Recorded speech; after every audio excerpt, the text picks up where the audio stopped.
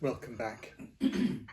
I'm going to take you to a very different part of Scripture now, but another encounter with God that contains both hope and vulnerability, journey and revelation. We're going to go back to Genesis, to the story of Jacob, and I pick it up in chapter 32, verse 24. Jacob was left alone, and a man wrestled with him until the breaking of the day.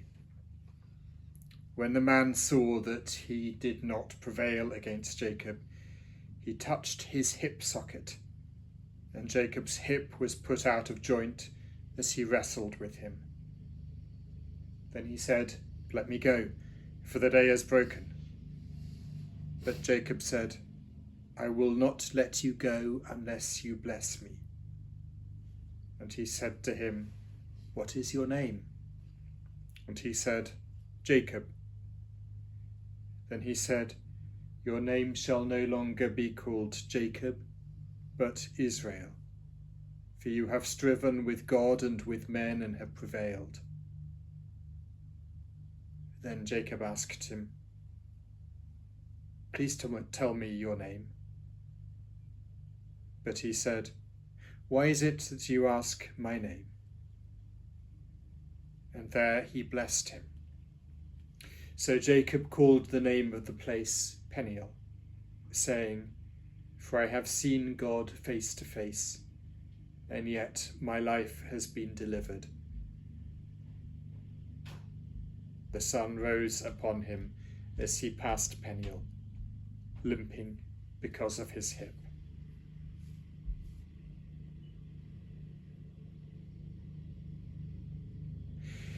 Jacob has, until this point, lived a life of cheating and lying. He's pushed others aside, and then he's run away to avoid the consequences and the responsibility. And he's done that again and again and again. He is a reassurance, if that's the right word, to any of us who've ever kicked ourselves for getting it wrong. And a warning, perhaps, about how bad human behaviour can get, even perhaps especially within families and that close network.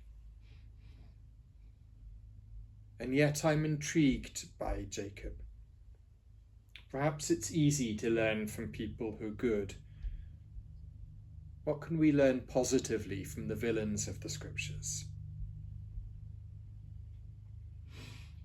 At the point where we encounter Jacob in this scripture, he has finally stopped running and turned to face himself and his brother Esau, who he has so deeply hurt, betrayed, wronged. And this, to give Jacob credit, was an act of significant bravery. Esau, by the standards of the time, could quite easily have demanded Jacob's life in return for Jacob stealing his birthright. And we read just a few verses earlier in the scripture in Genesis that Esau had many hundreds of times more men at his disposal with arms than Jacob did. And Jacob actually has left his family and everyone behind in safety and goes to meet Esau alone. It was brave of him. And the journey takes time, as journeys of transformation and courage and risk always do. And on his way, Jacob pauses for the night. And this is where we pick up the story. Jacob spends the night wrestling. Just as an aside, it's remarkably rare in the Old Testament to experience the physical presence of God, to hear the sound of God's footsteps as we do with Eden, to touch God. And it seems only to happen at times of great crisis and transformation. This, perhaps, is one of those times. Jacob arises, emerges from his night of wrestling with a new blessing, a new name, and a new wound.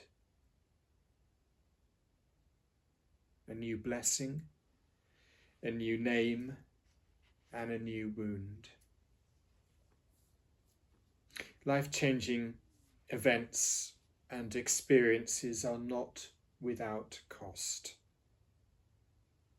They often lead to wounds for us. Jacob did little more than endure his dislocated hip. Yet are wounds always a bad thing?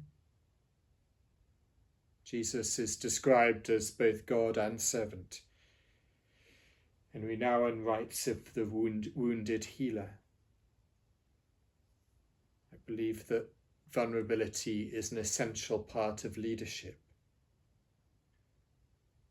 And the wounds of the cross bring healing to all creation. What are our wounds?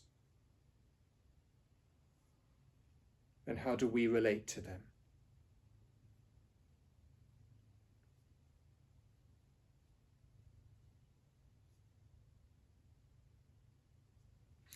From his wrestling with God, Jacob is given a new name, which he will in turn give to a nation which will be blessed by God. Life-changing events can transform our identity. We don't always get a new name, but our understanding of who we are will change if we allow it to.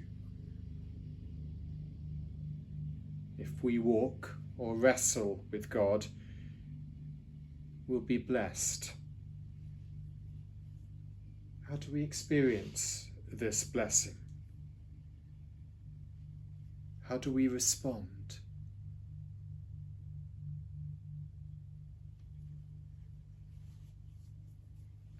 As a personal aside, a defining moment of my life and faith was when I was an official observer for the 1994 South African elections, 30 years ago this week, or last week actually.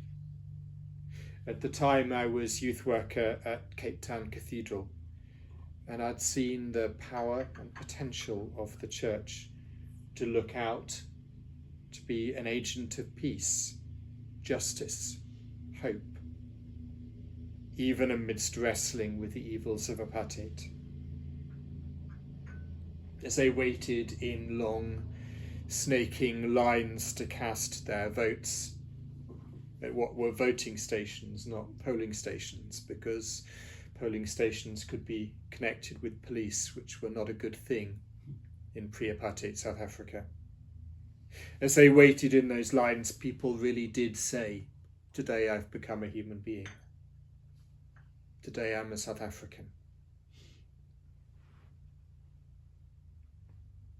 The peaceful 94 election was a miracle, whatever came after.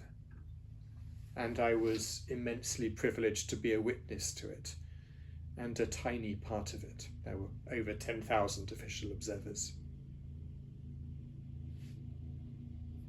And it changed my identity, sense of vocation, and discipleship and faith. It has given me a lifelong belief in miracles and the power and potential of the Church to bring healing and transformation even whilst living with our wounds.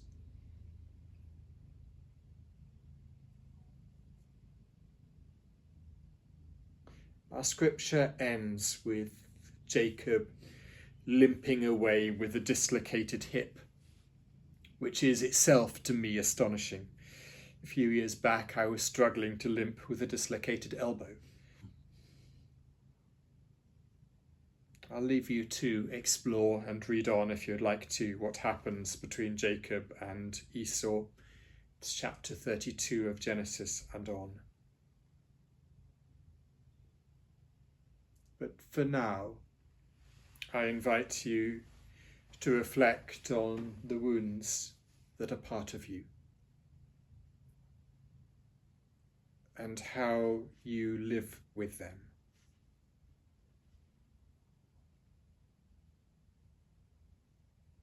The names that identify you,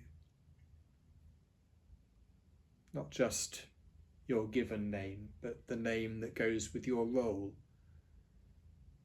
or the names by which people call you, and what they mean to you and to others.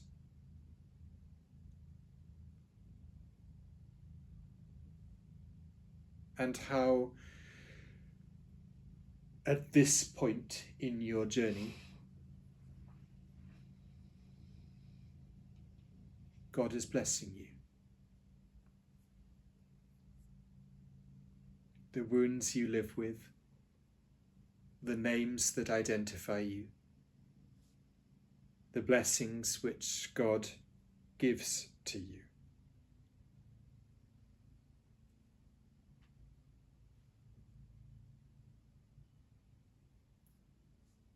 How can we encounter God this day?